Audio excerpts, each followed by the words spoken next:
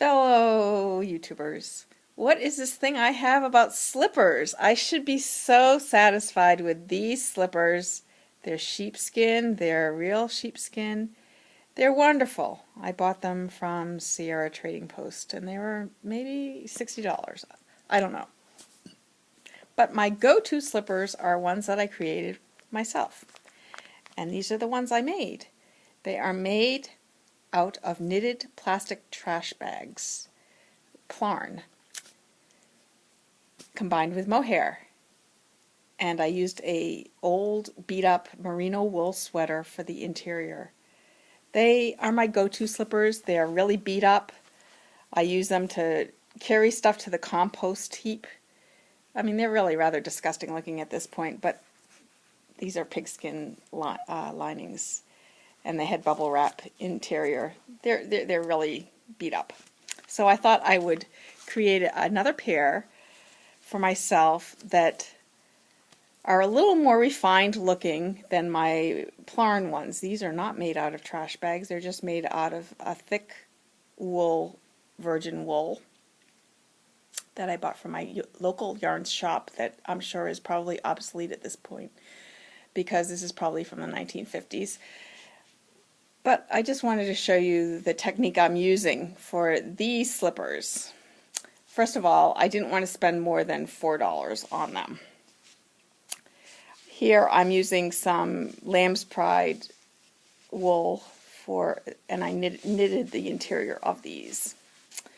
For the back, I'm using, actually it's a bicycle inner tube that I happened to find lying around on a street. And I thought, that might have some good properties. So here are the ingredients of the slippers themselves. Here is what I'm using for the cushioning. Now, I don't smoke or anything. I have no idea if these are fire hazards. I would not recommend these for anybody who does smoke.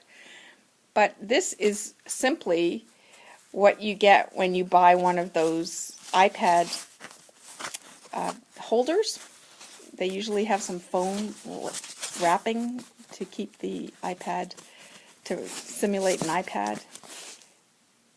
So it's just like a foam, but it's very cushy. The bottoms, I am using these bicycle tubes that I cut up. This is rubber. So you can see this is just rubber from a bicycle tube that I opened up and decided to use as the base, which you saw here. So those are my ingredients of my $4 slippers. Now I have knitted these on size 1 needles, just a simple garter stitch, and on the sides here I've stitched in using several different techniques, sort of a moccasin type technique. And they're actually extremely comfortable. My only problem with them so far is that they're a little bit floppy. I don't know if you can see this, but you can fold them. See, they're just a little bit not stiff enough. I guess in my future life I would have put some kind of reinforcement or stiffening material in there to just keep them a little bit less floppy, but they're very pliable, which makes them great for walking around the house. Now my next move will probably be to create a heel back on this and also perhaps use like a rib stitch, like a sweater, knit one, purl one type sweater stitch on the side, allowing the sides to stretch enough for me to put them on.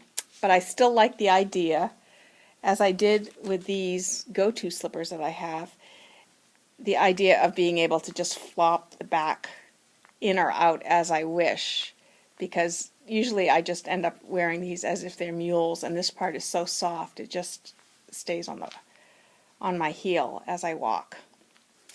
So these are just a little bit too baggy and they're beat up, and it's time to upgrade with these $4 slippers that I have right now. These are my newest effort.